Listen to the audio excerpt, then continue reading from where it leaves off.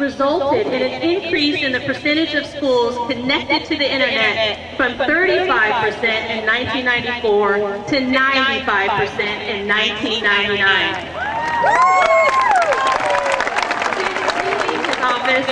His foundation, the William J. Clinton Foundation, has worked hard to promote international causes, including the prevention of AIDS and global warming.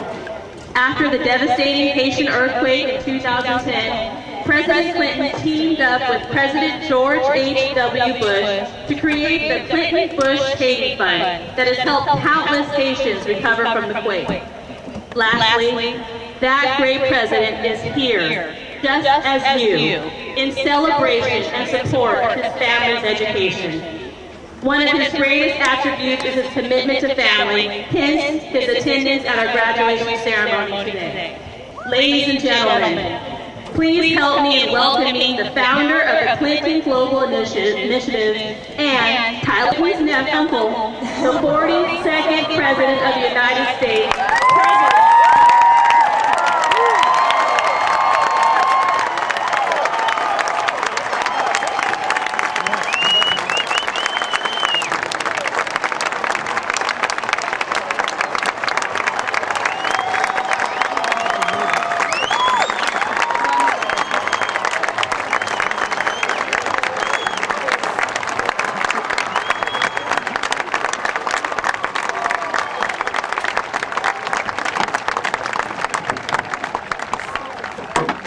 very much. First of all, I want to say a quick word of thanks to Dr. Wesley for pointing out that I'm here mostly as a proud uncle. The Secretary of State is here with me as a proud aunt.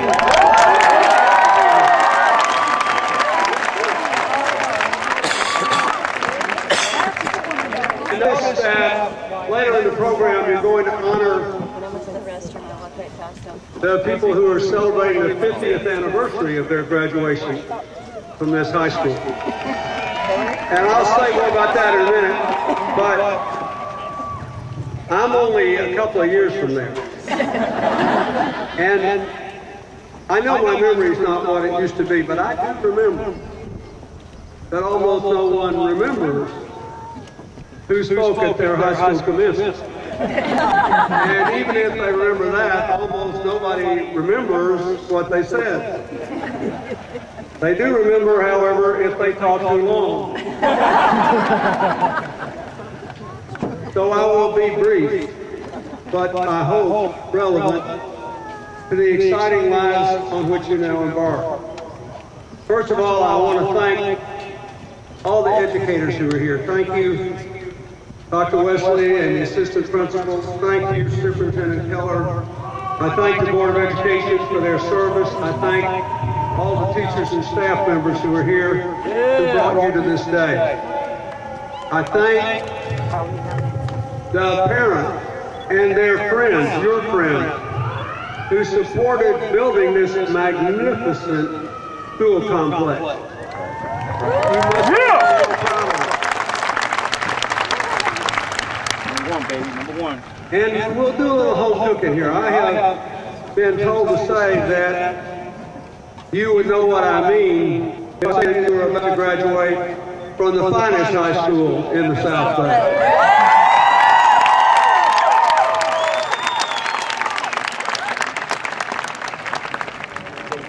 A school with a great jazz band that had a great year. A school with the standout Marine Corps Junior ROTC. Great track and cross country teams, especially the girls cross country team. The great academic decathlon team. Newspaper that are among the best in the nation. 4 winners of the Gates Millennium Scholarship, very rare for any high school in America. And according to my nephew, you beat Maricosta for the first time.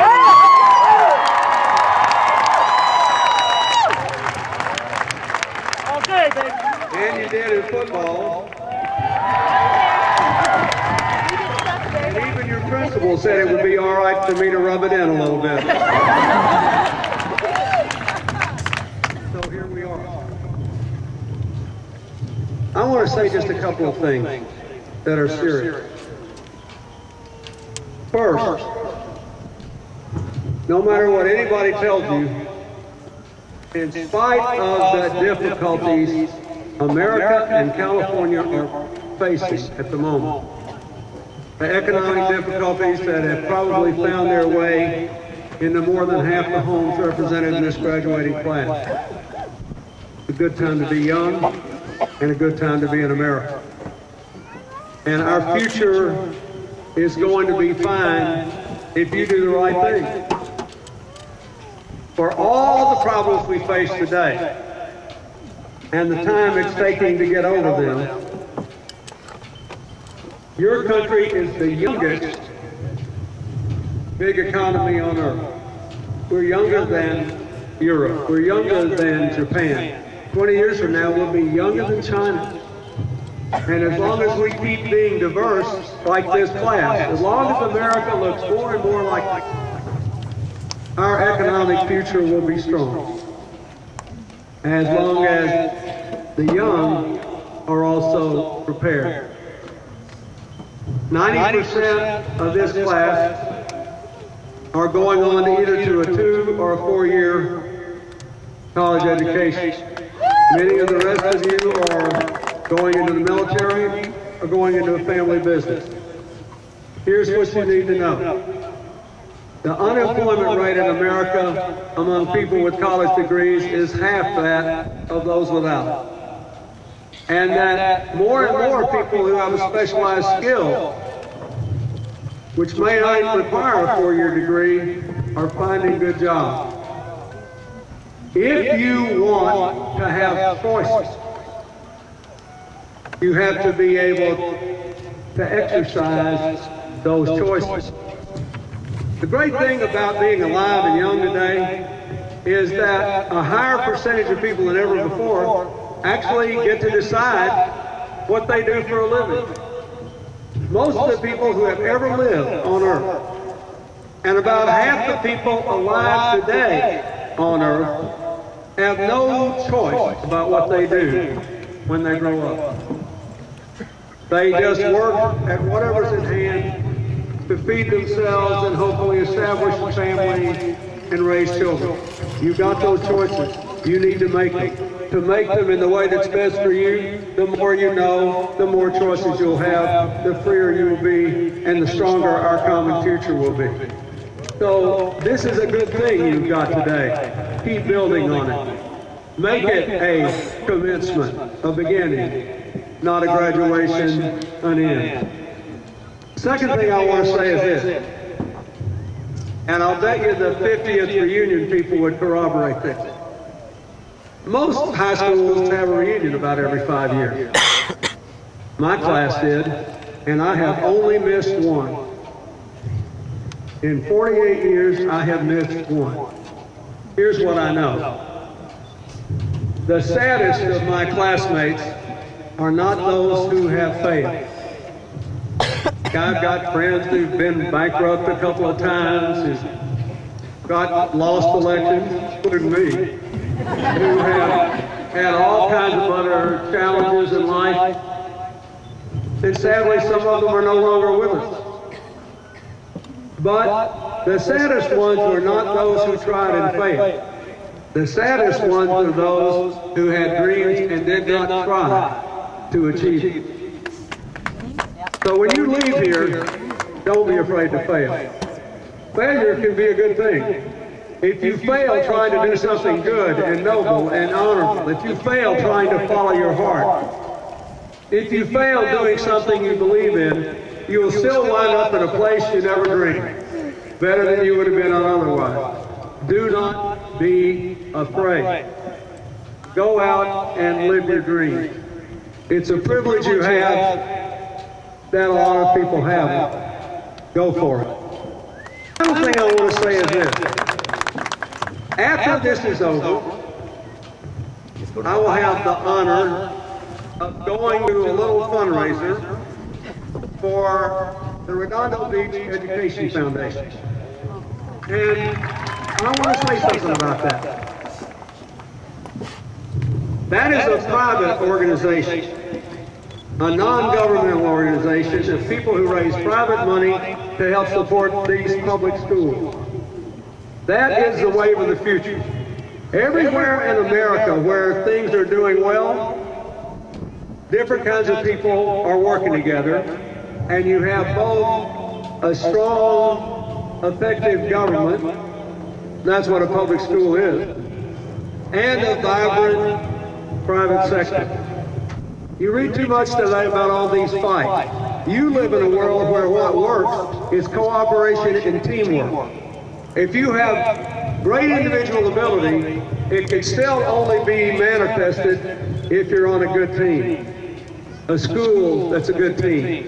A science club that's a good team. A lacrosse team that's a good team.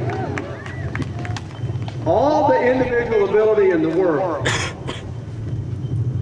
can only be realized in good teams.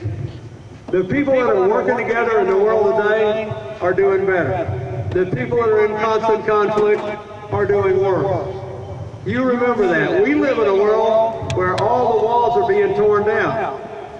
We live in a world where you can get on the internet, and so can your younger brothers and sisters, and in 30 seconds, you can find out things I had to go to college to learn. I saw the other day, some college student said, well, we may not be spending as much time studying as our parents did because we find stuff so much faster. And it's really true. What are you going to do with it? Are you going to use it to pick fights or build bridges? You're going to use it to feel like you're better than somebody else or make a new friend?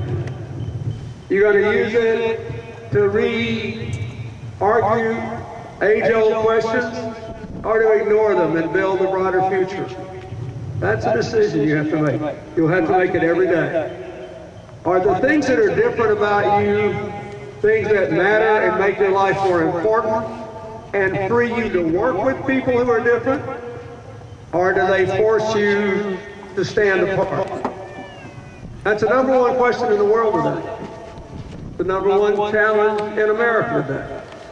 What's more important, our differences or our common humanity? I'll close with just a simple little bit of modern science. I spent a lot of your parents' tax money when I was president to sequence the human genome so we could learn the basic building blocks of human life. There are 3.6 billion of them in our body. Guess what the most important thing we found was?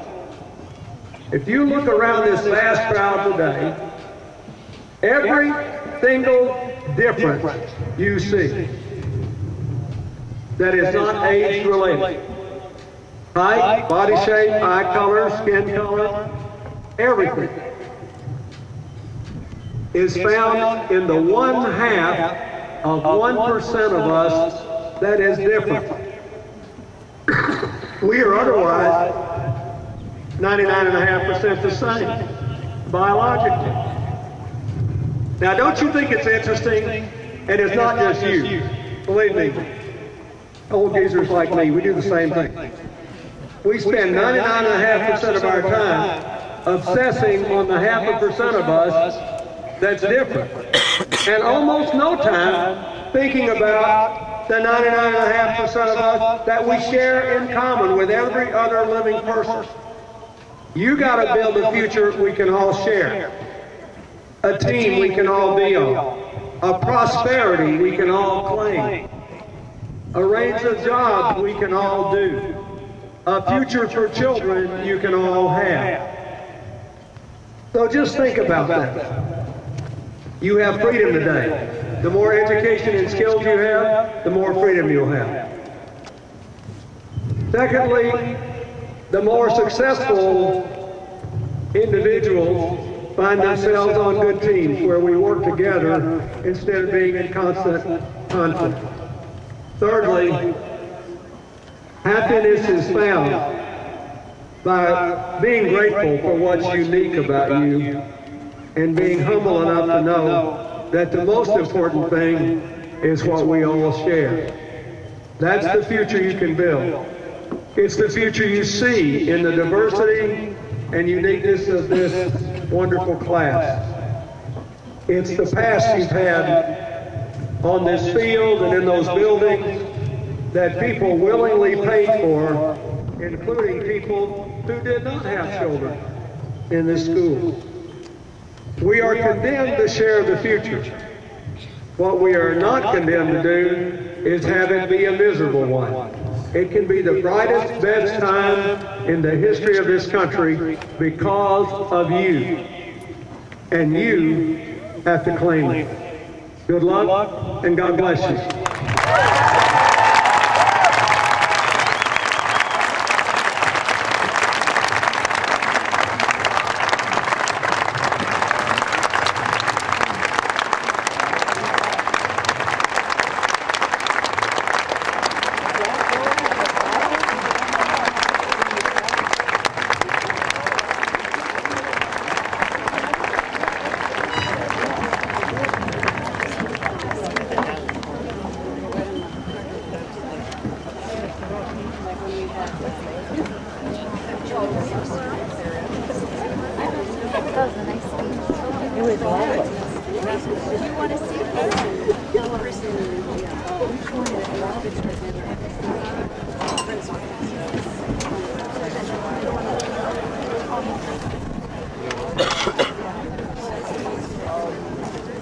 Thank you, President Clinton and family, for joining us in celebrating our seniors' accomplishments today. We appreciate you taking the time to address our seniors. I'm certain none of us will forget this special day.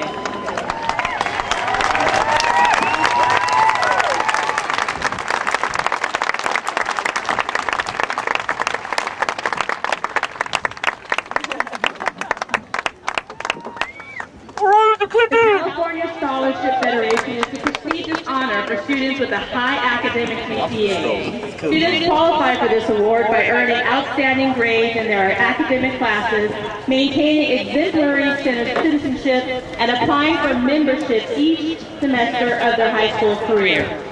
These students will have the gold seal of the Federation affixed to their diplomas and have the honor of wearing the gold CSF sash, signifying academic honors. In addition to this, CSF still bearers wear a gold sword tassel on their cap and a pin of a lamp, a universal symbol of the quest for knowledge on their gowns. Will the students who are receiving life membership in the